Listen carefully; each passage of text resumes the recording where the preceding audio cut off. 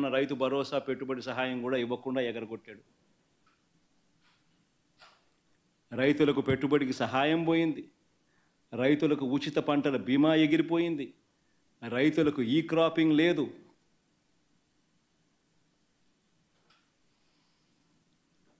రైతుల పరిస్థితి ఎంత దయనీయంగా ఉందంటే ఆర్బీకే వ్యవస్థ నిర్వీర్యం అయిపోతూ ఉంది. మళ్ళీ క్యూలు కనిపిస్తూ ఉన్నాయి.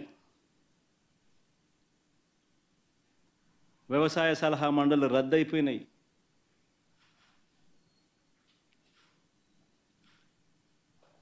ఏ రంగం చూసుకున్నా కూడా తిరోగమనమే. గతంలో వైఎస్ఆర్సీపీ ప్రభుత్వంలో మా హయాంలో ప్రతి పథకము పారదర్శకంగా జరిగేది, డోర్ డెలివరీ జరిగేది.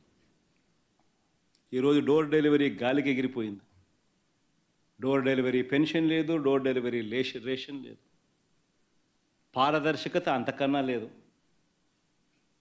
ఈరోజు మళ్ళీ తెలుగుదేశం పార్టీ జన్మభూమి కమిటీల వాళ్ళ దగ్గరికి వెళ్ళి వాళ్ళ ఇళ్ళల్లో డిస్ట్రిబ్యూషన్ అట, వాళ్ళ ఇళ్ళకు రావడానికి ఎవరైనా సిద్ధం కాకపోతే పథకాలు క్యాన్సిల్ అట. రాష్ట్రంలో పూర్తిగా లా అండ్ ఆర్డర్ పూర్తిగా ఏమైపోతా ఉంది అన్న పరిస్థితిలోకి లా అండ్ ఆర్డర్ వెళ్ళిపోయింది. రెడ్ బుక్ పాలనతో ఈరోజు రాష్ట్రంలో అడ్డగోలుగా న్యాయాన్ని పాతరేసి ధర్మానికి రక్షణ లేకుండా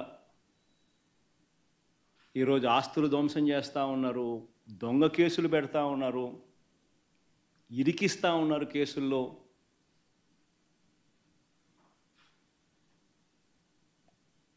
ఇష్టం వచ్చినట్టుగా రాజ్య పరిపాలన చేస్తూ ఉన్నారు. అన్ని రకాలుగా ఫెయిల్ అయిపోయిన ఈ ప్రభుత్వం చివరికి ప్రతి అతుగులోనూ డైవర్షనే, ప్రతి అడుగులోనూ డైవర్షనే. ఈ డైవర్షన్ పాలిటిక్స్ అన్నిటివి ఏ స్థాయిలో ఉన్నాయి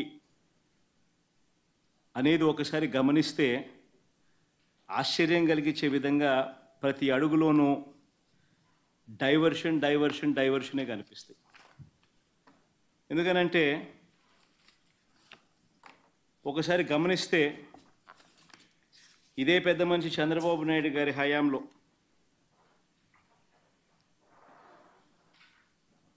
రాష్ట్రంలో అరాచక ఆటవిక పాలన మీద మేము ఢిల్లీకి వెళ్ళి ధర్నా చేస్తే డైవర్షన్ చేసేందుకు చంద్రబాబు నాయుడు ఏం చేస్తాడు? అదే రోజు మదనపల్లెకు చాపర్ పెట్టి మదనపల్లిలో ఫైల్స్ కాలిపోయాయి అంటే అదే పనిగా పంపిస్తాడు, అక్కడి నుంచి టాపిక్ డైవర్ట్ చేసేందుకు.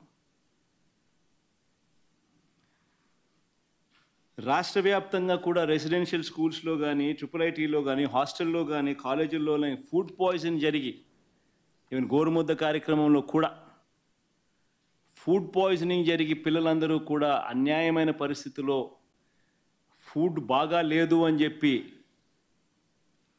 కనిపిస్తూ ఉన్న పరిస్థితుల్లో డైవర్షన్ పాలిటిక్స్ ఏమంటాడు? చంద్రబాబు ప్రమాణ స్వీకారానికి 30 ఏళ్ళు అంటూ సెలబ్రేషన్స్తో డైవర్షన్ అంటాడు.